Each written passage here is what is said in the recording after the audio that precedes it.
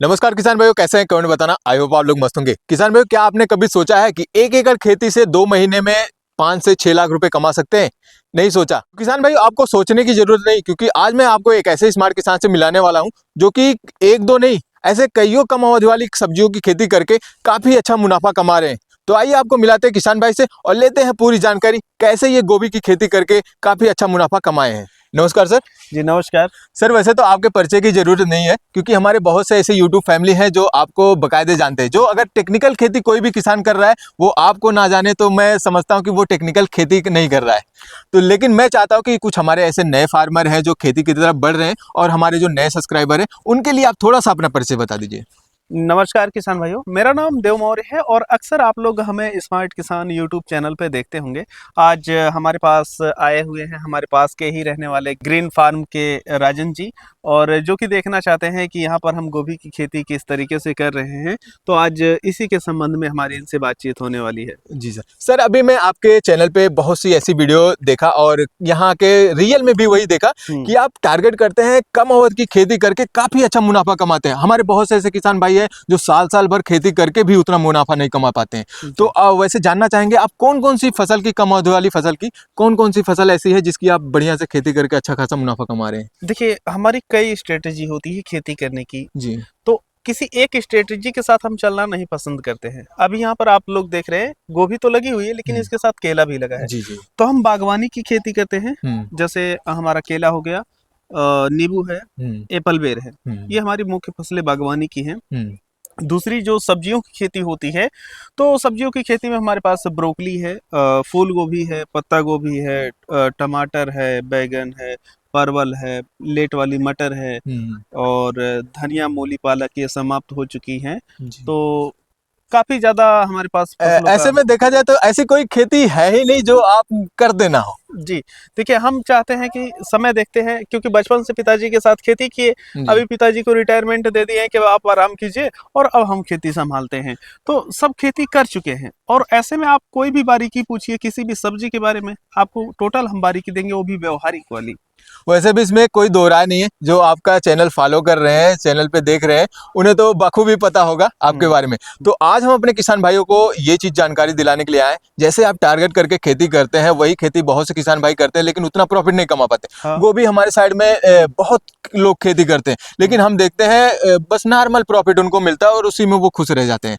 लेकिन आपका वीडियो देखा, आपका इस टाइम पे मैक्सिमम वीडियो आए हैं, आपने खेती भी कर रखा और रियल भी है कि आप इतना मतलब सटीक टाइम पे उसकी बुआई करते हैं, ऐसा मैनेजमेंट करके चलते हैं जिससे आप काफी अच्छा प्रॉफिट कमाते हैं।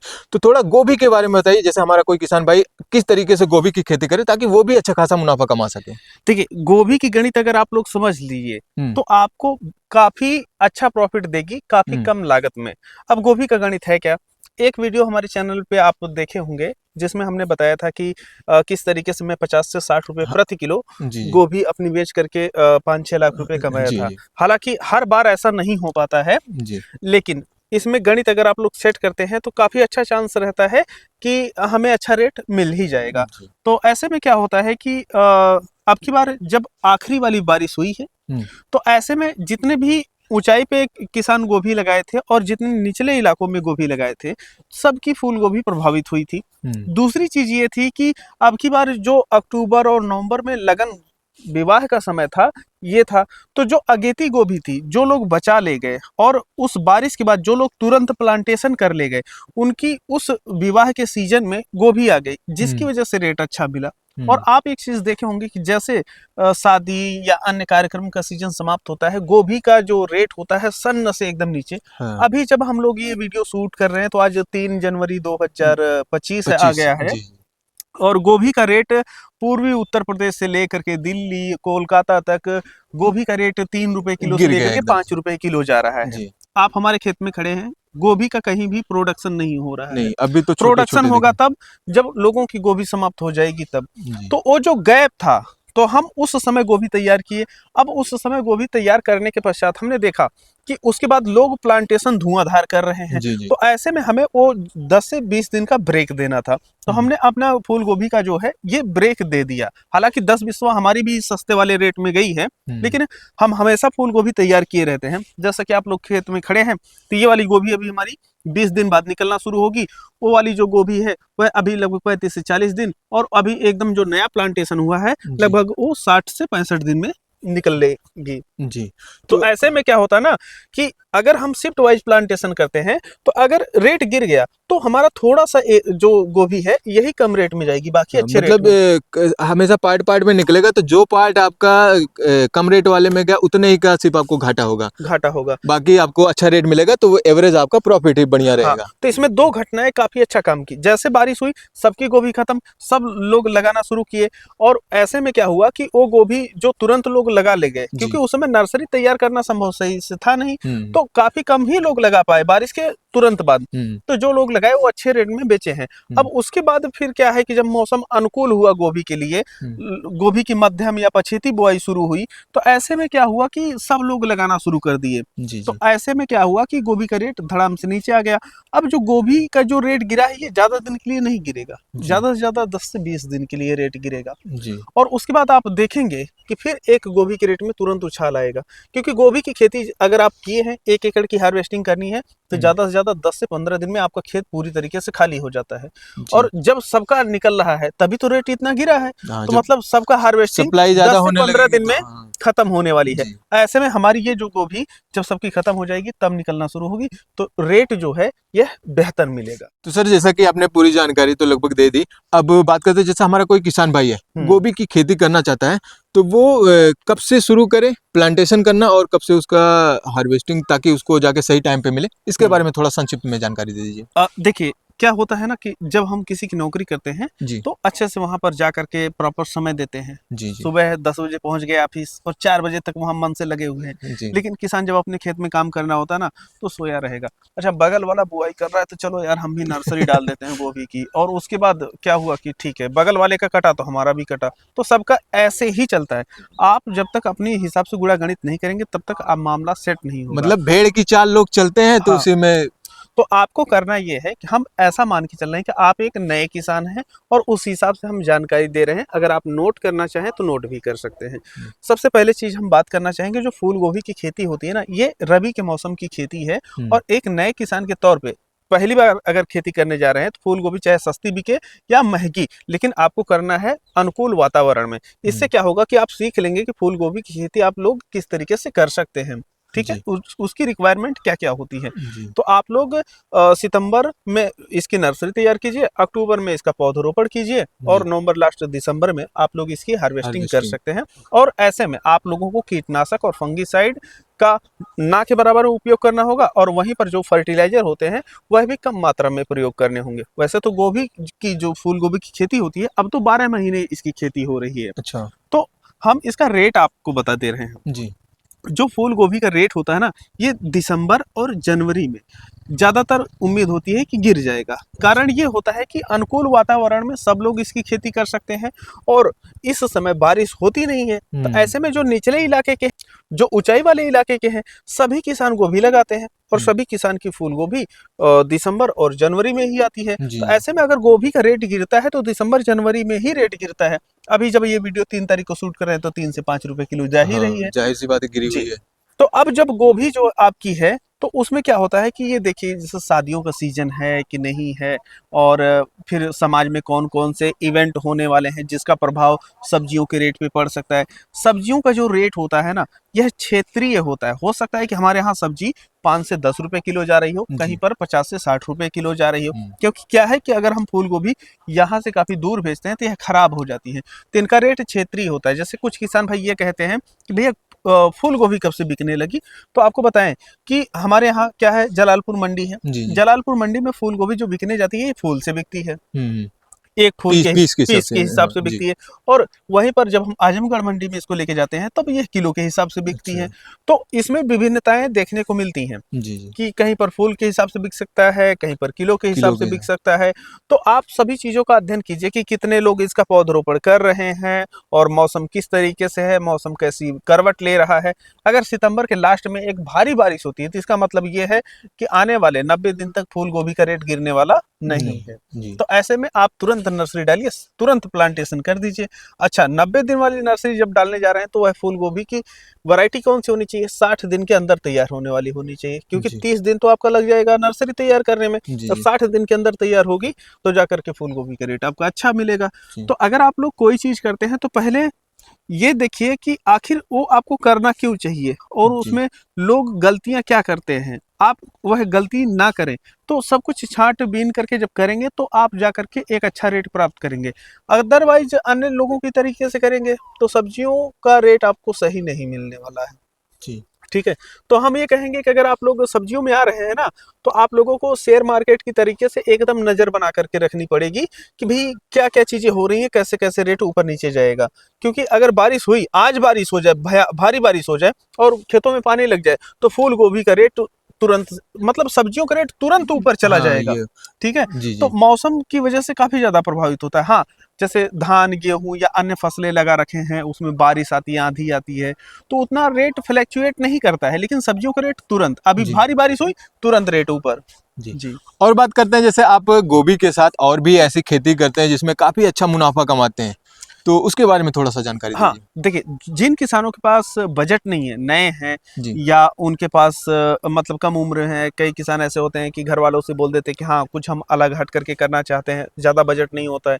तो ऐसे में अगर आप लोग करना चाहते हैं और रबी के मौसम में शुरुआत करना चाहते हैं, जी तो आप लोग धनिया, मूली, पालक, सोआ, मेथी इत्यादि प्रकार की जो साग वर्गीय फसलें हैं, इनको कर सकते हैं। दरअसल इनका क्या होता है ना, जितनी फसलें अभी साग वर्गीय अंतर्गत हम आपको बताए हैं, हम्म, इनका जो बजट होता है यह 10,000 से लेकर के 20,000 रुपए के बीच में होता है। मतलब अगर आप खुद काम करते हैं तो 10,000 में भी इसकी 1 एकड़ खेती कर सकते हैं, हम्म। और अगर आप लेबर वगैरह जोड़ करके करते हैं तो लगभग 20,000 रुपए में भी आपका हो जाता है। लेकिन मतलब कम लागत लगा के भी किसान हाँ, भाई आराम से कर सकते हैं। लेकिन एक चीज ध्यान ये देना चाहिए कि जैसे अगर आप साग वर्गीय खेती कर रहे हैं ना, तो ऐसा नहीं है कि 1 एकड़ धनिया ही लगा दीजिए। जी आप एकड़ को 3 या 4 भागों में विभाजित कर लीजिए।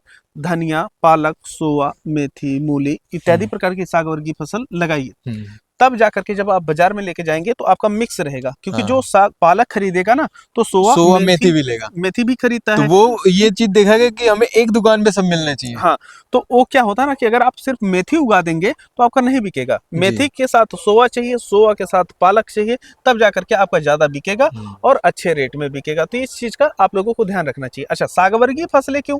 सागवर्गीय फसलें, पहली बात तो लागत कम है, और दूसरी चीज ये है कि ये 30 दिन में तैयार हो जाती है। मतलब जी 30 दिन के बाद आप पैसा कमाना शुरू कर सकते हैं। जी हाँ, इनका जो रेट होता है, जब जितनी ज्यादा ठंड उतना कम रेट।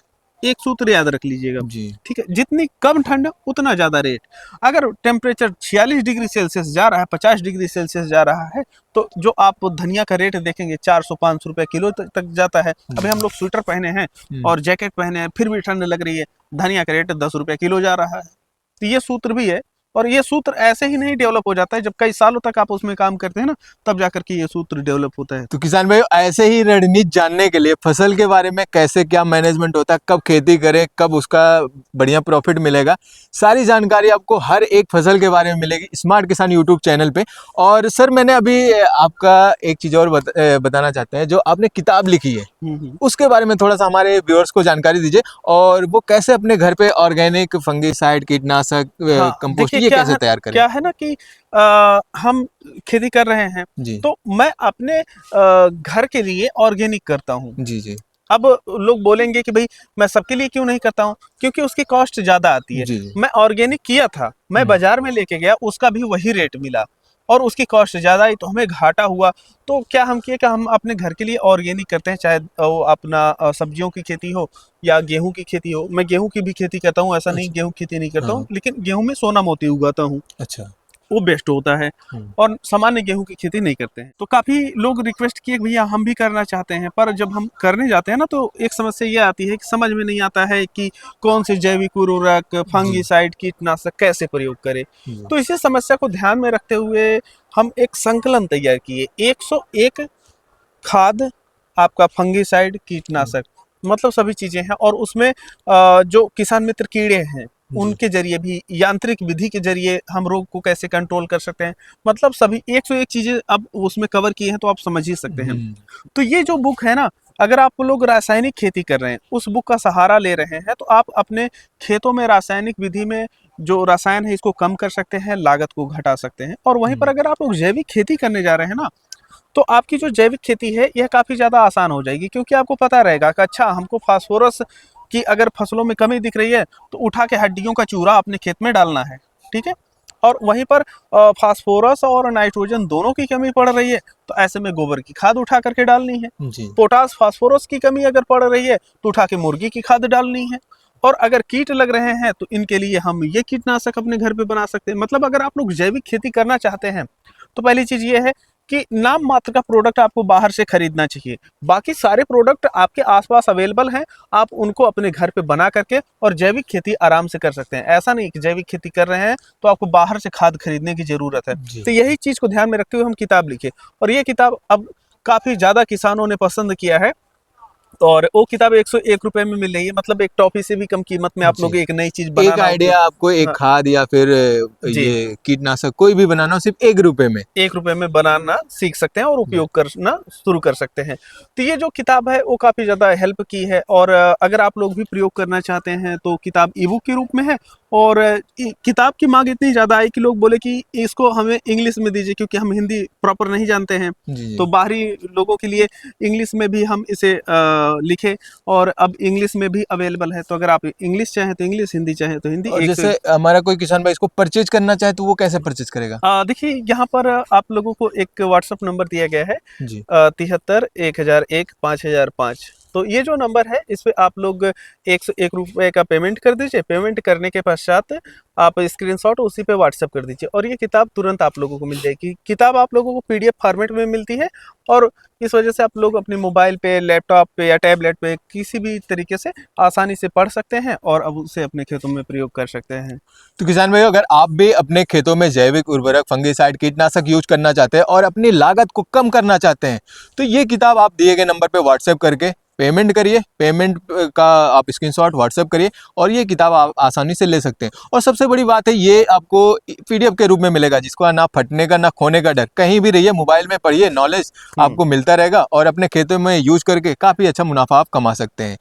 तो सर, ये बात करते हैं, जैसे आपने अभी एक लहसुन का भी दिखाया था। हाँ। तो इस टाइम पे लहसुन का तो बड़ा ट्रेंड चल रहा है, बड़ा महंगा। तो आपने वो कच्चे लहसुन का बेचने का भी तरीका बताया था। देखिए कि हम, जैसा कि आप लोग जानते हैं कि भारत में काफ़ी ज़्यादा विभिन्नताएं हैं। जी तो हमारे क्षेत्र में हरा लहसुन चलता है। जी जी। मतलब जो लोग पका हुआ लहसुन या जो गांठ वाला लहसुन होता है उसको खाना पसंद करते हैं, वह भी प्रयोग होता है। लेकिन इसके साथ साथ जब सर्दियों का सीजन आता है तो इसमें सागवर्गीय फसलें, जी हरी पत्तेदार सब्जियां बहुत ज़्यादा होती हैं। तो उनमें स्वाद लाने के लिए लोग हरा लहसुन देसी वाला प्रयोग करते हैं। जी और ये जो लहसुन होता है ये आप बुआई करते हैं, तो जैसे लहसुन की खेती होती है वैसे इसकी भी खेती करते हैं। लेकिन इसकी गांठ बनने से पहले ही, जब ये हरा पूरी तरीके से होता है, तभी उखाड़ करके बेच दिया जाता है। तो ऐसे में क्या होता है कि इसका प्रोडक्शन आपका अच्छा रहता है और आप उसे उखाड़ करके बेच देते हैं। खेत आपका जल्दी खाली हो जाता है, ये भी प्लस पॉइंट रहता है। और जैसे क्या हुआ कि अब की बार काफ़ी किसान भाई देखे कि लहसुन महंगा है, लेकिन अब की साल हम लगाएंगे तो फिर अगली साल तक तो सबका आ जाएगा। जी तो हमने क्या किया कि हरे लहसुन की खेती की है और हरे लहसुन को उखाड़ करके बेच दिए। हमारा जो हरा लहसुन है यह 150 रुपये से बिकना शुरू हुआ था और 150 रुपये से बिकते बिकते आज 70 रुपया किलो मौके पे जा रहा है हरा लहसुन। तो किसान भाई, ऐसे ही और जानकारी के लिए स्मार्ट किसान यूट्यूब चैनल पे जाके आप देख सकते हो, वहाँ पूरा प्रूफ के साथ दिखाया गया है। कम अवधि की फसल की खेती करके काफ़ी अच्छा मुनाफा कमा सकते हैं आप भी। और अगर आप हमारे चैनल पर नए हैं तो हमारे चैनल भी सब्सक्राइब कर लीजिए। बाकी मिलते हैं किसी और वीडियो में, तब तक के लिए wish you all the best.